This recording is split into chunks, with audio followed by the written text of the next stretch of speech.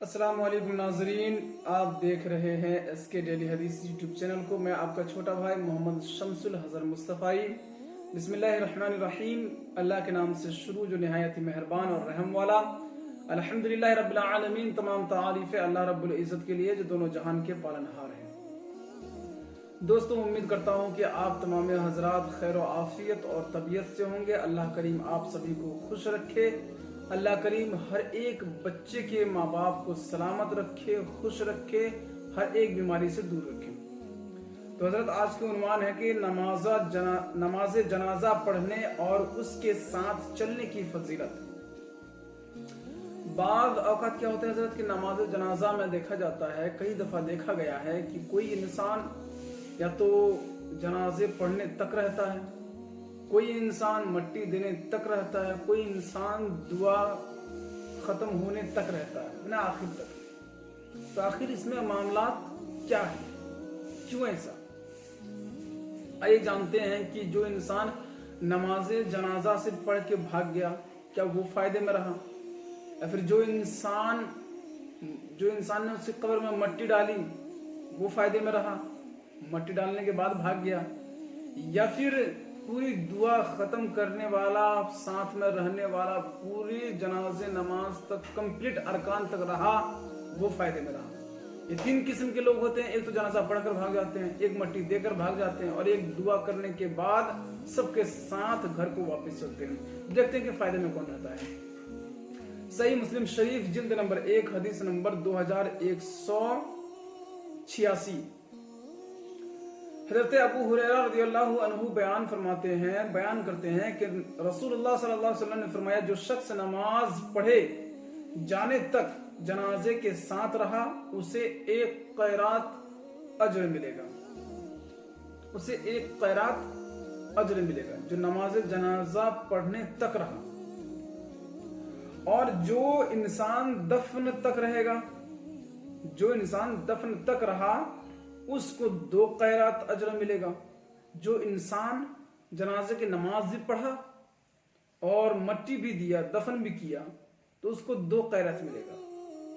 पूछा गया क़ैरात से क्या मुराद है? फरमाया 2 बड़े बड़े पहाड़ों के बराबर। सालिम कहते हैं कि हजरत अब्दुल्ला इब्न उमर सिर्फ नमाज जनाजा पढ़कर चले जाते थे। जब हजरत अबू हुरैरा रज़ियल्लाहु ताला अन्हु से यह हदीस सुनी तो कहने लगे, हमने बहुत से क़ैरातों को ज़ाय कर दिया।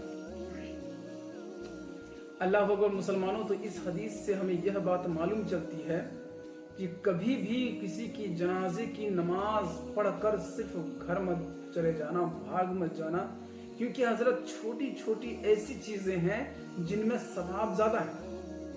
अब मैं आपको बताऊंगा कि क़ैरात ये क्या है। अल्लाह अकबर। अल्लाह के नबी फरमाते कि जो इंसान सिर्फ जनाजे की नमाज पढ़कर चला गया उसे 1 क़ैरात मिला, यानी कि उसे एक पहाड़ के बराबर नेकी मिली, एक ही पहाड़ के बराबर। लेकिन अगर वही इंसान अगर पूरे दफन तक रहता है, दुआ तक रहता है, तो उसे 2 क़ैरात सवाब मिलता है जो 2 पहाड़ों के बराबर है। और बाद हदीसों में आता है, बाद रिवायतों में आता है कि वो पहाड़ ओहद पहाड़ के बराबर है, यानी कि 15 किलोमीटर चौड़ाई और 15 किलोमीटर लंबाई है ओहद पहाड़। अब आप इससे अंदाजा लगा सकते हैं कि एक पहाड़ के बराबर सवाब मिलना मतलब कोई मामूली बात नहीं है। लेकिन हजरत आम आदमी करते क्या है कि यार काम है, कोई काम पेश आ गया, कोई काम याद आ गया, कहीं जाना है वो याद आ गया, तो जनाजे की नमाज पढ़ लेते हैं, दफन करते नहीं, छोड़कर चले जाते हैं। तो हजरत मैं गुजारिश करता हूं कि ये सब ना करे, पूरे जनाजे में कंप्लीट रहे, यानी कि जनाजा पढ़ने से लेकर दुआ करने तक, मट्टी देने तक सब में रहे आप, ताकि आपको सवाब ज्यादा मिले। और आगे देखते हैं हजरत, कुछ बातें ऐसी फैली हुई है आवाम में कि उन बातों की सच्चाई किस हद तक है वो जरा हम जानते हैं। सही मुस्लिम शरीफ जिल्द नंबर 1 हदीस नंबर 2195। 100 मुसलमान नमाजियों की शफाअत कबूल होने का बयान। अब जरा इसको देखिए कि हजरत आयशा रज़ियल्लाहु अन्हा बयान करती है कि नबी करीम सल्लल्लाहु अलैहि वसल्लम ने फरमाया, जिस मैयत पर 100 मुसलमानों का गिरोह नमाज पढ़े और वो सब उसकी शफाअत करे तो उनकी शफाअत कबूल की जाती है। रावी कहते हैं कि मैंने ये हदीस शुआइब बिन हिजाब से बयान की, जो उन्होंने कहा कि मुझे हजरत अनस बिन मालिक रज़ियल्लाहु अन्हु ने ये हदीस बयान की थी। अब हजरत देखिए कि कई बातें हैं इसमें। अब क्या वाकईतन वो 100 मुसलमान ऐसा होना चाहिए कि जिनको दुआ भी याद ना हो? क्या ऐसी बात है कि 100 मुसलमान सिर्फ नमाज जनाजा में जाकर खड़े हो गए, ना उनको दुआ याद है, ना उनको जनाजे की नमाज की तरतीब याद है, ना उनको और कोई चीज याद है, जनाजे के नमाज के उनको अरकान ही याद नहीं है, उनको दुआ ही याद नहीं है, जाकर खड़े हो गए? तो क्या वाकईतन ऐसा हो सकता है कि सिर्फ 100 मुसलमान नमाजियों के शफाअत की दुआ करने से उस मैयत को शफाअत मिल जाती है, यानी कि उसको बख्शिश में हो जाती है उसकी? तो क्या ये सच है? हजरत देखिए, बाद उलमाए किराम और मुर्रिखीन तारीख में बयान करते हैं कि इस हदीस का मतलब यहाँ पर सिर्फ और सिर्फ 100 मुसलमान नहीं है। इस 100 मुसलमान से मुराद वो मुसलमान है यहाँ पर जिनको कंप्लीटेड दुआ याद हो, जनाजे के नमाज के अरकान याद हो, जो इंसान 5 वक्त नमाज नहीं छोड़ता हो, क्योंकि हजरत दुआ उसी की कबूल होती है। अब जरा देखे ना, हदीस में बयान है, मुस्लिम शरीफ की हदीस ही में है कि जो इंसान हराम के रिस्क को खाता है, अल्लाह उनकी नमाजों को कबूल नहीं करता है, उनकी दुआओं को कबूल नहीं करता है। अब इधर हराम की दौलत भी खा रहे हैं, 5 वक्त नमाज भी नहीं पढ़ रहे हैं, और जनाजे की नमाज में जाकर खड़े हो गए, उनके अरकान उनकी दुआ भी याद नहीं, तो क्या वाकईतन वो बख्शिश हो जाएंगे उनकी? ऐसा नहीं है हजरत, कभी ऐसा नहीं होता है। आप गलत ना सोचिए, आपके जहन में जो वहम हो वो वहम निकाल कर फेंक दे आप, बल्कि ये करना है कि सच्चा मुसलमान बनना होगा। आप 5 वक्त नमाज भी पढ़े, आप फर्ज ना छोड़े, आप वाजिब ना छोड़े, आप सुन्नत ना छोड़े, आप तमाम के जिक्र को पकड़े रखे आप, और फिर आप 100 मुसलमान ऐसे मुसलमान खड़े हो जाएं जिनको तमाम अरकान याद है, 5 वक्त नमाज भी पढ़ता हो, और वो 40 मिलकर दुआ करे, तो मैं इस बात से जो हूं सहमत हूं कि कसम खुदा की उस मैयत की बख्शिश हो जाएगी, क्योंकि दुआ करने वाले सब 5 वक्त नमाजी हैं और सब हराम काम से दूर रहने वाले हैं, और सबको जनाजे की अरकान याद है। और हजरत एक हदीस और भी बहुत मशहूर है, और वो ये है, सही मुस्लिम शरीफ जिल्द नंबर 1 हदीस नंबर 2196 कि मैयत पर 40 मुसलमान नमाजियों की शफाअत के कबूल होने का बयान। अगर 40 मुसलमान नमाजियों की शफाअत के कबूल होने का बयान, मतलब कि अगर एक मैयत पर अगर 40 मुसलमान जनाजे नमाज को पढ़ लेता है, तो अल्लाह अकबर उसकी मैयत की बख्शिश हो जाती है, उसकी शफाअत हो जाती है। क्या यह हकीकतन सच है या फिर ये वहम है? आइए देखते हैं। हजरत अब्दुल्लाह इब्न अब्बास रज़ियल्लाहु अन्हुमा बयान करते हैं कि उनका फर्जंद उदैद या उस्फान में इंतकाल कर गया। आपने करीब से कहा, देखो जनाजा में कितने लोग हैं? करीब कहते हैं, मैं निकला तो देखा लोग जमा थे। हजरत इब्न अब्बास ने फरमाया, क्या तुम्हारे अंदाजे में वो 40 हैं?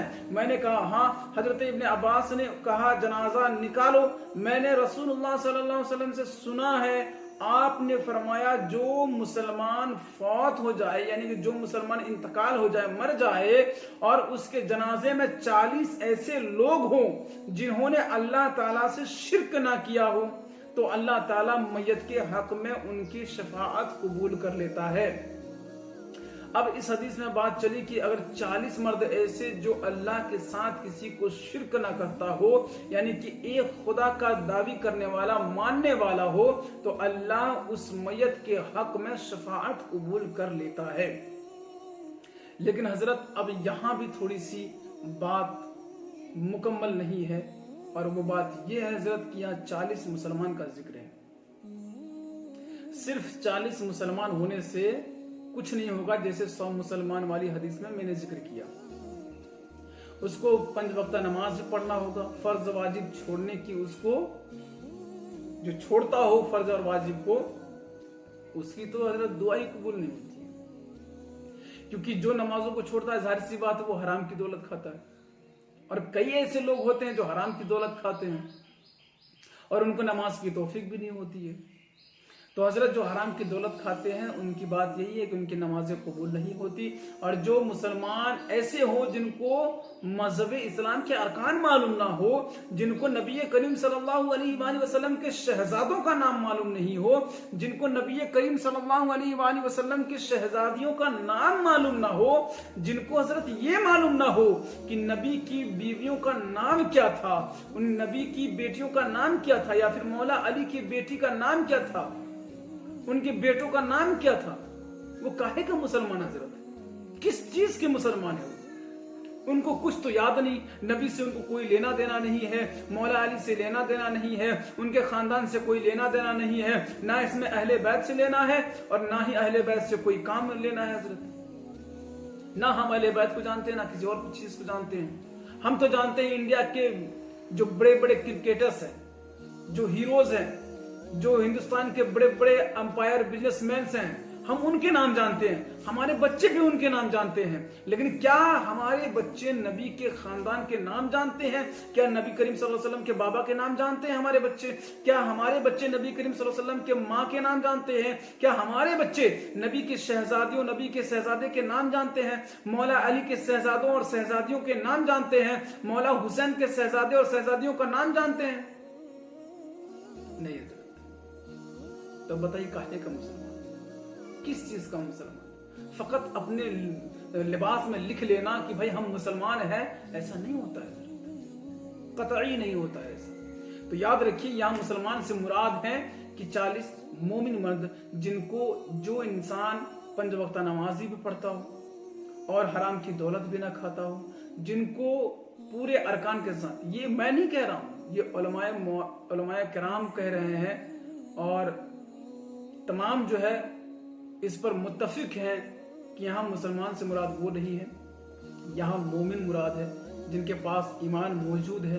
और जो बंदा अल्लाह के काम में मशगूल रहता है, ऐसे बंदों की यहाँ बात हो रही है कि जो 5 वक्त नमाजी पढ़ता हो, माह रमजान के रोजे ना छोड़ता हो, जो इंसान नेक कामों में आगे रहता हो, जो हराम काम नहीं करता हो, जिनको जनाजे की नमाज की अरकान याद हो, उनको दुआएं याद हो, वो इंसान अगर 40 हो और उस मैयत के लिए अगर दुआ करे, तो मैं इस चीज पर जो हूँ मुत्तफिक हूँ कि हाँ हजरत, ये 40 इंसान ही काफी है जिनको हर एक चीज याद हो और जो अल्लाह के काम करते हो, अगर वो दुआ कर ले तो उस इंसान की बख्शिश हो जाएगी जिस मैयत की 40 ने जनाजे की नमाज पढ़ी। तो खैर हज़रत, अस्सलाम वालेकुम रहमतुल्लाहि ताला व बरकातहू। वीडियो अच्छी लगे तो लाइक कीजिए, शेयर कीजिए, हमारे चैनल को सब्सक्राइब कीजिए और नई वीडियो के साथ बने रहने के लिए हमारे चैनल के बेल आइकन को क्लिक कर दीजिए ताकि कोई भी नई वीडियो आपको नोटिफिकेशन के जरिए मिलते रहे।